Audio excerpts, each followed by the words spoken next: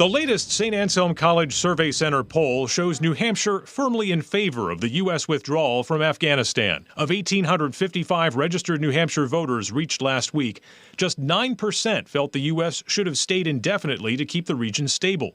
58% agreed it was about time to go, but more time and effort should have been taken to ensure Americans and allies could get to safety.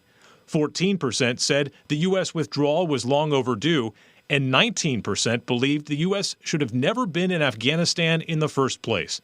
Asked, in your view, who bears the most responsibility for the current situation in Afghanistan, 44% said President Joe Biden, 27% said former President George W. Bush, 13% said former President Donald Trump, 4% said former President Barack Obama, and 11% said they were unsure. President Biden's job approval rating is sinking in New Hampshire, just 44% against 55% who disapprove. 62% of those polled say the country is on the wrong track, compared to just 28% who say it's on the right track. 11% say they are unsure. And a lot of this has to do with Afghanistan. That is the central focus right now of Americans, and it's had a negative effect on the president's numbers. The poll also shows very little opposition here in New Hampshire to resettling in America the Afghan allies who aided U.S. efforts in Afghanistan over the last 20 years.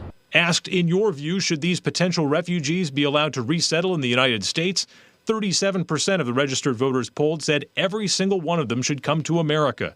54% said some should be resettled in the United States, and only 8% said none should be allowed in at all. We found that pretty amazing, and the fact that people really have shown their hearts to the people in Afghanistan and are willing to accept them here in New Hampshire. Adam Sexton, WMUR News 9.